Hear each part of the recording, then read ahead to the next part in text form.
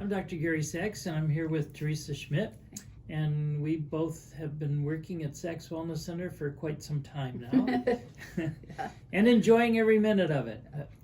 So we've been getting together and talking about different topics that have been coming up in the clinic, and last time we talked a little bit about leaky gut, and it's such a big topic that we thought we'd talk about it again. And I was thinking that maybe we would start out just talking about how do we get this in the first place? How does it happen? Okay, that's a really good question. It's one thing to know you have something and how to take care of it, but how do you prevent it in the first place is really what we're about. Yeah. So that's a really good question.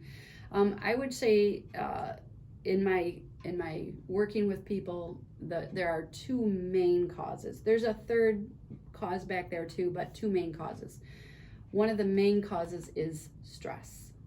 Okay, with stress, when people are in the fight or flight response, they don't make stomach acid, and that starts a whole cascade effect down of an unhealthy gut lining.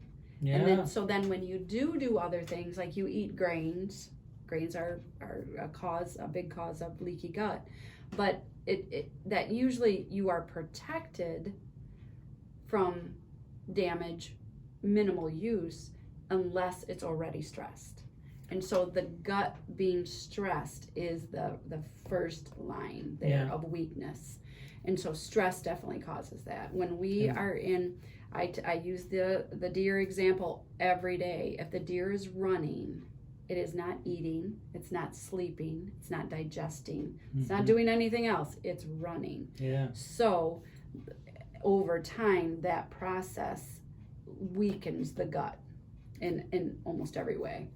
And with what's going on, everybody's in stress, and some of us handle it better than others do, but stress is such a factor.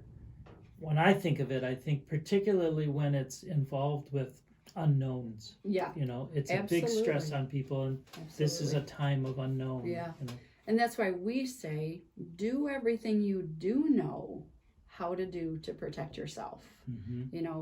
Handle stress, go to bed on time, get to bed on time. That's a big one for healing. Drink your water, eat your greens, eat your good food, eat your good food. This is not the time to be eating junk food all the time. Even though we want to. Even though we want to, yes. But on top of that, so then once the gut is weakened like that, then the next big factor is the grains.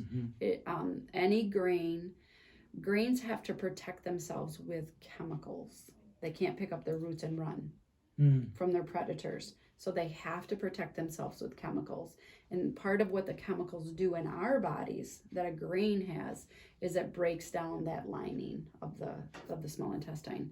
And it makes those cells weaker, so they slump. And so there's holes, there's gaps in the gut. So things are, as the term, things are leaking into our system. Yes, exactly. Which gives us the autoimmune issues, the Hashimoto's type issues.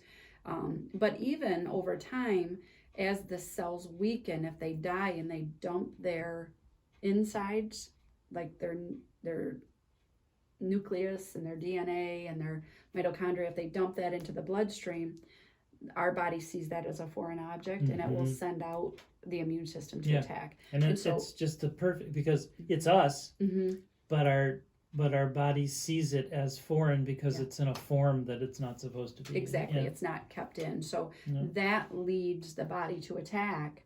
So that sets you up for more of an autoimmune type thing in the gut. So then we get irritable bowel, we get colitis, we get that kind of thing. I love these talks so much because it's so much about what really true wellness care is about.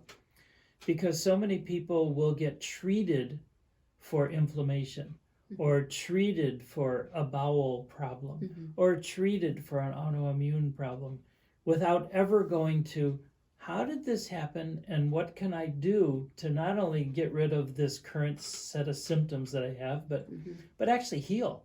Actually make it so I don't have this anymore. Right. And how do I not go there in the first place? Yeah. How do we not do that in the first place? So then we don't have to deal with it down If the road. you're fortunate enough to not have the problem, Mm-hmm. this is how you not get it. Yeah. And in this situation, when we're talking about leaky gut, 80% of the immune system is in the gut. Mm-hmm. So if we're concerned about keeping our immune system as strong as possible, we have to take the gut health into account with that. Yeah. So those are good points. Yeah. So we hope this sort of enhanced your understanding of leaky gut and how important it is, and what we're either doing or not doing to make this come upon us. And if you have any questions about this, don't hesitate to contact us. You can call us at 989-732-7000. You can also reach us through our website at www.sacswellnesscenter.com.